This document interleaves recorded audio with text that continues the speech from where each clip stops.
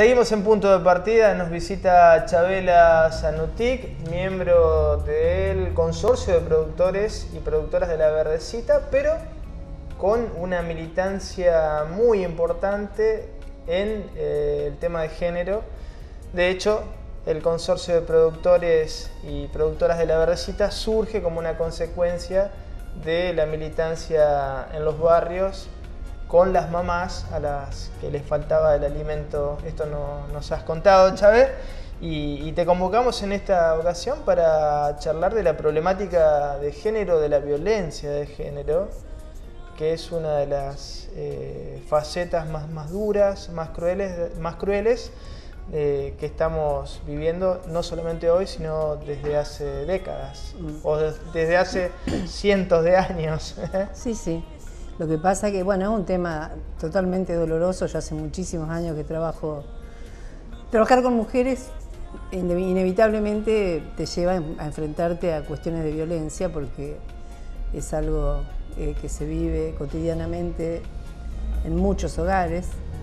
Y creo que lo que ha pasado en este último, no solamente porque lo creo yo, sino por las antropólogas feministas que lo han estudiado, lo que está pasando ahora es una cuestión, digo, tan dolorosa, no solamente porque se trate de vida, sino porque todos tenemos hijas, nietas, hermanas y mujeres en la familia, que nadie está a salvo en esta escalada enorme de violencia que hay con las mujeres. Entonces, a mí siempre quiero entender por qué pasan las cosas, por qué se ha recrudecido de tal manera, donde hay una muerte cada 18 horas de las mujeres, y esto no cuenta todo lo anterior, lo que nos llegan a la muerte, digamos, o sea, todo lo que, la tortura, lo que se vive, lo que se gesta. Y lo que no se denuncia también. Y lo que no se denuncia y lo que no se ve.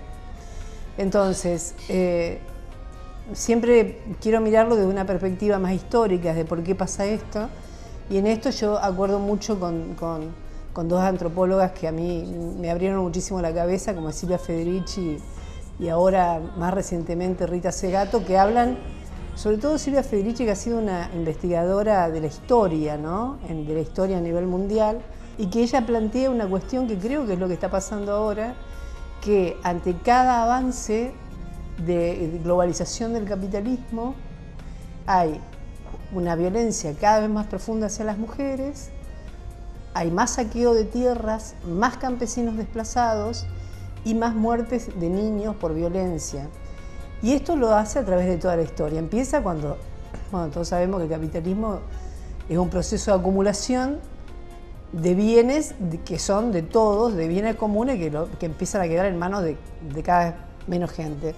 Y la primera gran derrota de una lucha que fue un movimiento enorme, un movimiento antifeudal enorme, cuando se estaba pasando la transición al capitalismo, que fue un movimiento enorme de mujeres en una lucha antifeudal, fue la primera derrota de las mujeres, porque allí se quemaron cientos y cientos de miles de mujeres durante 3 siglos estamos hablando. Esas quemas, sí, esas matanzas, Chabela, ¿a qué respondieron, digamos? Bueno, para entenderlo. En ese momento las mujeres eran dueñas de la reproducción.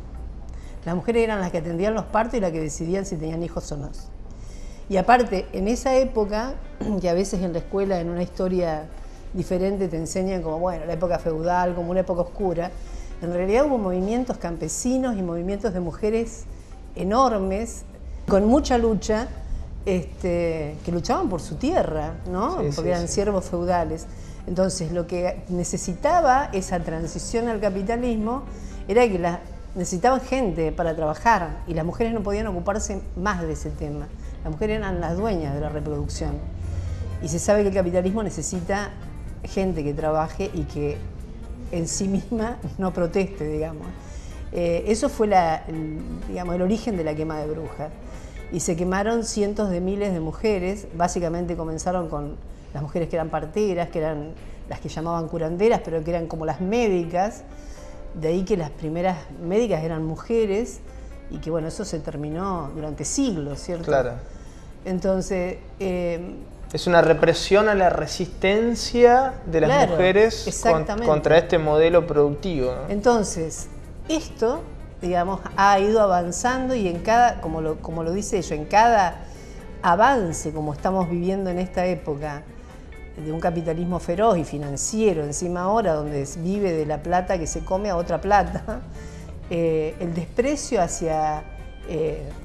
es una cuestión de poder, no es, tal cual, como lo plantea Rita Segato, no es un problema del cuerpo, no es un problema de genitalidad, de violar a otra, es un problema de crímenes de poder, digamos, de crímenes donde esos varones... Alguien está diciendo, yo tengo más poder y yo voy a ejercer el poder. Y porque eso le enseñan. O sea, la violencia no es en ese tipo. El problema es ver la violencia en ese tipo. La violencia ese tipo refleja una sociedad. Un sistema. Un sistema y una sociedad. La primera violencia que se enseña está en la familia, digamos. Entonces, las relaciones de poder jerárquica, y cualquier mujer que nos esté escuchando y que trabaje o que tenga, sabe de qué estoy hablando. Entonces, esas relaciones de poder y jerárquica son relaciones que lastiman y que es una época muy difícil, ¿no? Porque los chicos aprenden eso y también le enseñan a los varones.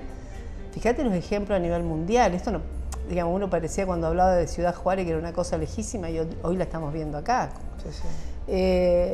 Pero los ejemplos, imaginémonos quiénes son. Ciudad Juárez es un caso paradigmático para analizar porque está en la frontera con Estados Unidos, del lado mexicano las maquilas, ¿no? Estas industrias de hiperexplotación de los trabajadores y la muerte de cientos de mujeres como una forma de dominación, de generar miedo, ¿no? y de generar la continuidad de ese sistema de explotación. Lo mismo que pasa acá. De alguna manera, digamos, cada tipo que hace esto está queriendo demostrar que tiene poder. En algún lado, él, en su trabajo o en su historia o en su barrio o en su vida, es un tipo que no, digamos que hay otros que son más poderosos que él. Y él tiene que demostrarlo con quien tiene para él menos poder, que es con las mujeres. Y esto es, yo creo que desde allí lo tenemos que ver. Lo que sí creo que la esperanza, por decir de alguna manera, sin olvidar que fuimos derrotadas ya las mujeres y que hubo 3 siglos de quema de mujeres, que hay un enorme movimiento de mujeres. Nosotros en el 2001, vos te acordarás, cuando el sindicato Macá hacíamos la huelga mundial de mujeres, éramos 20, ¿no? Y hoy se llenaron las plazas del país. Entonces, eso genera mucha intolerancia también. Genera intolerancia, pero yo creo que, o sea, no desde el lado de la mujer, te digo, visto desde el lado de los sectores de poder, digo, si el que tiene poder ve cómo las mujeres se van organizando, cómo se van organizando, cómo van demandando derechos. Y cómo estamos defendiéndonos, porque esa es la otra. O sea, defendernos entre mujeres, eso crea también un enorme rechazo para el poder, visto como masculino, digamos, pero para el poder. Lo que veo es, porque es la única manera, yo transité tantos años acompañando mujeres en tribunales que yo no creo en ni funcionarios judiciales, no creo en nada de eso porque viví las peores cosas, con mujeres deshechas, con niños violados, y viví las peores cosas, las peores respuestas, la nada misma. Sí creo que puede haber una masa de mujeres que pueda entrar a un tribunal para que destituyan jueces, para que los legisladores hagan jury, que es un poco lo que pasa cuando hay un movimiento así. Igual no tenemos que perder la perspectiva de que no está todo ganado porque estemos en la calle. No, hablas del Poder Judicial, por ejemplo, es un caso emblemático porque digo, es una institución que reproduce una lógica de poder jerárquico absoluto. Absolutamente, y digamos, donde de alguna manera se está avalando, se está legitimando cierto estilo de vida, ciertas situaciones de violencia. Es la violencia misma. Si alguien está cobrando 10 veces más que cualquier trabajador, no paga impuestos, entonces es una violencia. Por eso digo, hay que ver una sociedad violenta, no es ese tipo. Si no, decimos lo que Eva Giberti siempre plantea, no veamos al que mata a una mujer como un monstruo, porque entonces lo alejamos de que está dentro de esta sociedad, de que es mi vecino, que es mi pariente, o sea, es un monstruo, está en otro lado, nada de conocer es que estamos nosotros. Igual, Hablabas recién de lo esperanzador del movimiento de mujeres. Lo esperanzador del movimiento, a mí me gustaría hacer una reflexión que siempre la pensé. A lo mejor me equivoco y no la vi y fue. Yo creo que hubo hechos simbólicos y hay enormemente fuertes que es una manera de disciplinarnos a las mujeres. Y lo digo con esto. El caso de Milagro Sala. Entonces yo no me preocupo porque no soy ni negra, ni india, ni estoy allá y entonces... No estás en Jujuy tampoco. Tampoco estoy en Jujuy y no me importa. El caso de la diputada, que creo que fue, no recuerdo el nombre, pero que casi la ahorcan, digamos, un policía y la tira al suelo cuando fue, me parece que era una manifestación en favor de Milagro Sala. Sí, bueno, sí, en Jujuy fue. Bueno, no soy peronista, entonces, bueno, le pasó esto. Después, el caso, que es un caso emblemático, porque si yo pienso siempre que hubiera pasado si hubiera sido un tipo, la canciller venezolana, cuando fue agredida por la policía en la Cancillería Argentina. Golpeada. Eso hubiera sido, si hubiera sido con un varón, hubiera sido un escándalo internacional. Y después el caso de la expresidenta. Yo cuando voy mirando todo lo que hacen con ella, pienso que es lo mismo que las mujeres, separadas o divorciadas o no, pero en esa situación, nos hacen. O sea, la humillación en casos extremos, de decirte todas las barbaridades que te puedan decir. La segunda, atacar los hijos.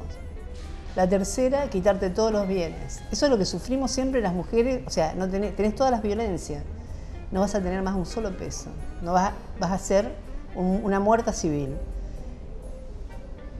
Y yo digo, bueno, yo no soy kirchnerista, ¿qué me importa? Pero yo creo, básicamente, que estos 4 casos son simbólicamente tan disciplinadores del resto de las mujeres, que si las mujeres no superamos este hecho de que si yo no soy chavista, no soy kirchnerista, no me importa lo que le pase, es una trampa. O sea, yo tengo que salir porque es una mujer que le dicen los insultos y los improperios y las agresiones que nos hacen a las otras mujeres. Porque es como decirnos, esto te hacemos en tu casa, pero si te atreves a ocupar lugares públicos, te va a pasar públicamente esto. Es muy disciplinador. Sí, sí. Entonces yo creo que las mujeres tenemos que ver esto y no decir, no las nombramos porque nos va a separar. No, nombrémosla, dejemos esos miedos de lado porque es la trampa en la que caemos. Es una cuestión simbólica muy fuerte. Son ejemplos de mujeres, pero de todas maneras, Chávez, el disciplinamiento también recae sobre figuras masculinas en oportunidades. Pero no de la misma manera, no quizás. En la virulencia, no manera. atacando como mujer. Exacto. O sea, vos podés decir, bueno, yo sospecho que esta robó, la otra. Bueno, hacemos un juicio. Ahora, la persecución en cada una de las cosas implica lo que las mujeres vivimos en carne propia, individualmente. Entonces, no hay que perder esto de vista, porque no le hacen lo mismo a los varones. ¿Sí? Lo pueden acusar, sí, pero... Eso sin duda es así. Así que bueno, esa es una reflexión muy personal. No lo he visto en las marchas ni en los movimientos de esto y me parece que no hacerlo es caer en la trampa de que estemos desunidas, ¿no? Gracias, Chávez, por estos minutos. No, gracias a ustedes. Hasta aquí llegamos en Punto de Partida. Nos volvemos a encontrar el próximo lunes a las 21 horas por la pantalla de Canal 2 de Cable Video Digital. Hasta entonces.